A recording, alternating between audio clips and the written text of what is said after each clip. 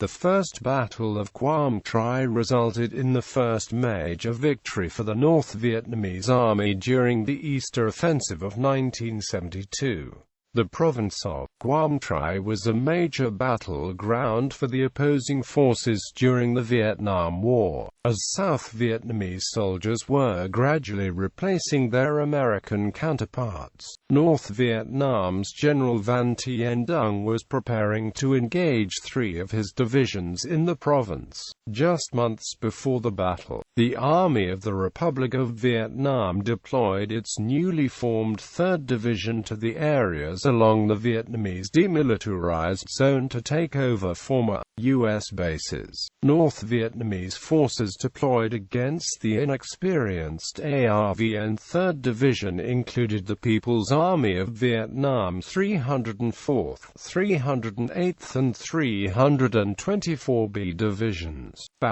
The battle for Quang Tri began on March 30th with preparatory artillery barrages on the key areas of the province. Meanwhile, infantry assaults supported by tanks overran outposts and fire bases. The lightning speed of communist attacks on those positions delivered a great shock to the soldiers of the ARVN, who were largely unprepared for the onslaught. Camp Carroll. In 1972, Camp Carroll was occupied by the ARVN 56th Regiment, under the command of Lieutenant Colonel Pham Van Dinh. During the first hours of the Easter Offensive, Camp Carroll was one of the first targets to come under the PAVN artillery barrage. The PAVN deployed a full artillery regiment against Camp Carroll with supporting infantry units, showing the full intention to take the camp. Throughout February and March 1972, the North and South Vietnamese armies exchanged artillery fire, but South Vietnamese resistance was gradually worn down as ARVN artillerymen began seeking shelter against the PAVN's devastatingly accurate 130mm guns. By Easter, the morale of the ARVN had dropped after suffering heavy casualties. As a result, Lieutenant Colonel Dinh informed his American advisers that what was left of the 56th Regiment would surrender to the PAVN. As the senior advisor to the ARVN 56th Regiment, Lieutenant Colonel William Camper refused to go through with the surrender, so he decided to leave Camp Carroll along with 3 officers. On April 2, 1972, Camp Carroll was officially surrendered to the North Vietnamese, with a white flag raised over the main gate of the camp. Following the surrender, a B-52 strike was ordered against Camp Carroll. However, it was too late as the PAVN had already moved the M107 guns out of the camp.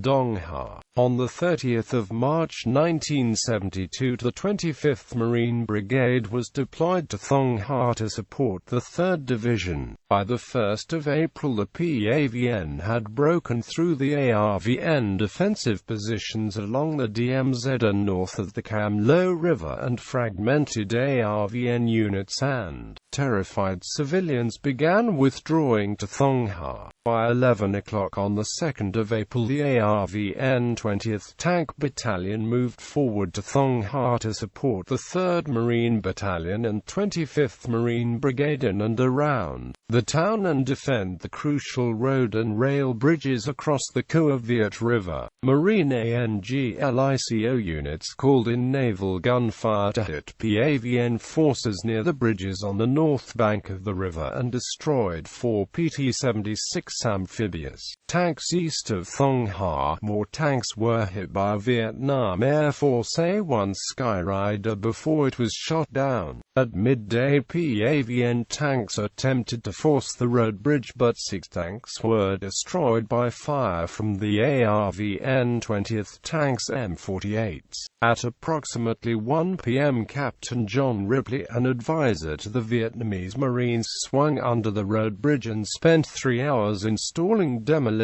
charges to destroy the bridge. The bridge was blown up at 16:30 and the damaged railway bridge was destroyed around the same time, temporarily halting the PAVN advance. Naval gunfire and a B-52 strike were soon directed at PAVN forces gathered on the northern bank. At 1800 a USAF EB-66 was shot down west of Thong Ha and a no-fire zone was imposed around the area, allowing the PAVN to capture the Cam Lo Bridge intact. Over the next 2 weeks PAVN forces kept up a barrage of artillery, mortar and small arms fire on the ARVN positions and infiltrated small units across the river in boats.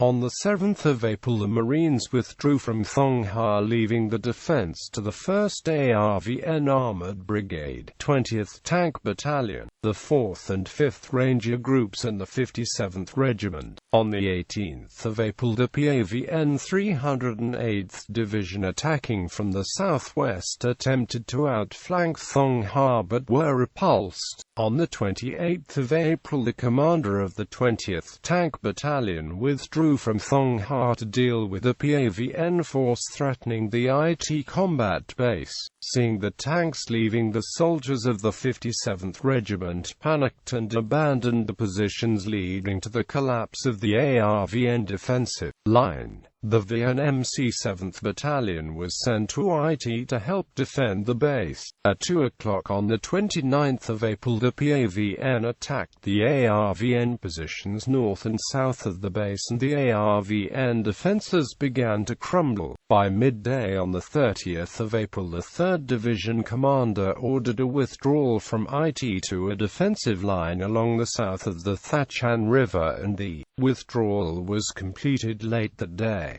Quang Tri. On the 1st of May General GIAI decided that any further defense of the city was pointless and that the ARVN should withdraw to a defensive line along the Mai Chan River. As the 3rd Division headquarters departed the city in an armored convoy, the U.S. advisors remained in the Quang Tri citadel. However, the command element, finding Highway 1 blocked by refugees and PAVN ambushes, soon returned to the citadel and requested helicopter evacuation. By late afternoon, USAF helicopters from the 37th Aerospace Rescue and Recovery Squadron and Army helicopters evacuated all remaining forces in the citadel. By the 2nd of May, all of Quang Tri province had fallen to the PAVN and they were threatening Hue. Aftermath. The fall of Quang Tri gave North Vietnam its first major victory of the offensive. The North Vietnamese immediately imposed their authority in the province,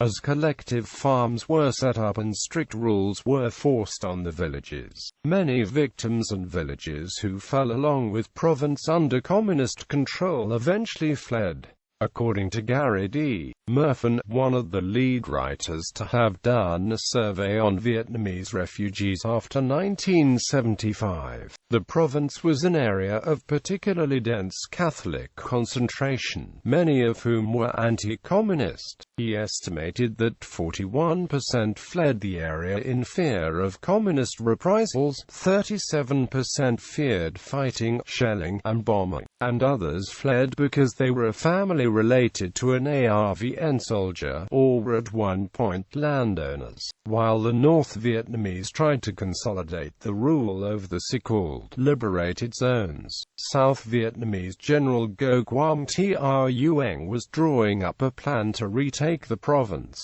The stage was set from the Second Battle of Quang Tri, which would last from June 28 to September 16, 1972, where the ARVN would retake the positions. Although the North Vietnamese eventually lost most of southern Quang Tri province, the northern parts of the province would remain in their control until the end of the war in 1975.